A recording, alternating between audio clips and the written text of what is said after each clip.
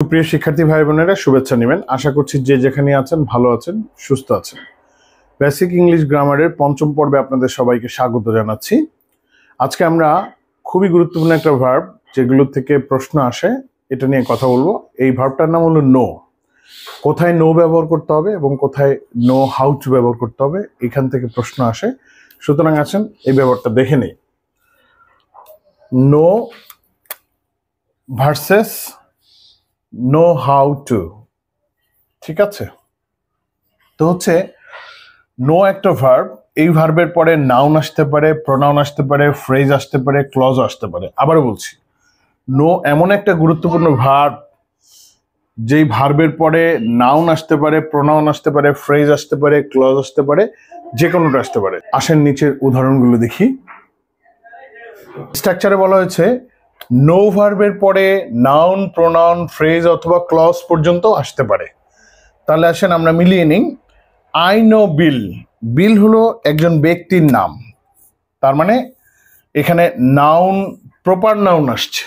I know bill, proper noun আসছে বিলটা, তার মানে নাউনটা যে নো ভার্বের পরে আসতে পারে এটা আমরা দেখলাম উদাহরণ। এরপরের উদাহরণটা দেখি।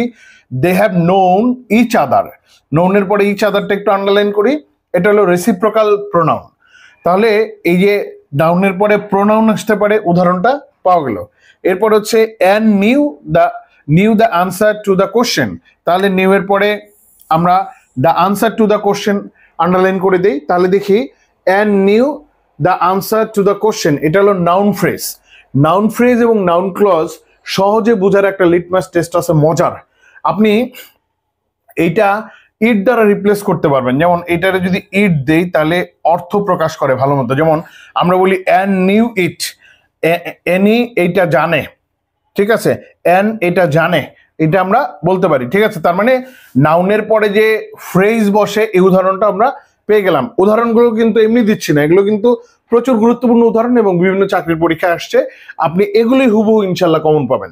তো এরপর উদাহরণটা দেখি। No one knows about Jim's accepting new position, তার মানে নোজ এর পরে আমরা বাকিটুকু আন্ডারলাইন করে দেই। About news position, about gems accepting the new position, তাহলে হচ্ছে এখানে এটা প্রিপজিশনাল ফ্রেজ। প্রিপজিশনাল ফ্রেজ বুঝবো কিভাবে? এই দেখেন নো এর পরে অ্যাবাউট অর্থাৎ প্রিপজিশন আসছে, তার মানে প্রিপজিশনাল ফ্রেজ চলে আসলো। এরপরে উদাহরণটা দেখেন, লাস্ট সবচেয়ে গুরুত্বপূর্ণ উদাহরণটা, সেটা হচ্ছে I did not know whom you were going to select, তার মানে নো এর পরে এগুলো পুরা আন্ডারলাইন করে দেই। এটা দেখেন নাউন ক্লজ হিসেবে আসছে, এটি ইট দ্বারা রিপ্লেস করেন, যেটা আগে বললাম, তাহলে আপনি বুঝতে পারবেন আই ডিড নট নো ইট, তার মানে দেখছেন একটা পূর্ণাঙ্গ অর্থ প্রকাশ করে। তাহলে আশা করি বুঝতে পারছেন যে নো এর পরে নাউন, প্রোনাউন, ফ্রেজ, ক্লজ টোটালটা আসতে পারে, ঠিক আছে? তাহলে আমরা পরের স্ট্রাকচারটা দেখি। তাহলে আপনার নো এবং নো এর পরে হাউ টু বসবে কিভাবে, এটা আপনি বুঝতে পারবেন। আগে স্ট্রাকচারটা দেখি। হ্যাঁ, নো একটা ভার্ব, এই ভার্বের পর ভার্বটা যে কোনো টেন্স হিসেবে ইউজ হতে পারে। এরপরে আরো একটা ভার্ব যদি আনতে হয় তাহলে ওই ভার্বের পূর্বে হাউ টু দিতে হবে। এরপরে ওই ভার্বটার প্রেজেন্ট ফর্ম আনতে হবে, অর্থাৎ V1 আনতে হবে। উদাহরণটা দেখি। এই উদাহরণটা থেকে সবচেয়ে বেশি আসছে। উপরের আলোচনাগুলো যতটুকু বুঝেছেন কোনো সমস্যা নেই, এখান থেকে প্রশ্ন কম আসে, কিন্তু এখান থেকে বেশি আসে এবং এই তিনটা উদাহরণ সবচেয়ে বেশি আসছে। যেমন প্রথম উদাহরণটা হলো know I know how to swim, তাহলে দেখেন স্ট্রাকচারের সাথে মিলে কিনা।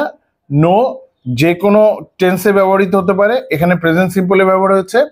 হাউ টু, এই যে স্ট্রাকচারের হাউ টু, V1 ভার্বের প্রেজেন্ট ফর্ম, এই যে সুইম ভার্বের প্রেজেন্ট ফর্ম আসছে। এরপরের উদাহরণটা দেখেন, জ্যাসন নোস, মানে কর্তা থার্ড পারসন সিঙ্গুলার হওয়ার কারণে নো এর পরে এস যুক্ত হয়েছে।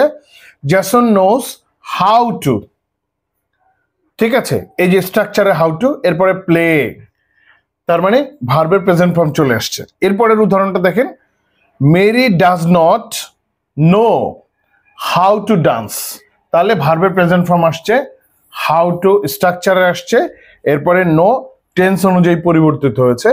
আশা করি বুঝতে পারছেন। পরের পর্ব দেখার জন্য সবাইকে স্বাগত জানাচ্ছি। ধন্যবাদ আমাদের এতক্ষণ সময় দেওয়ার জন্য। আসসালামু আলাইকুম।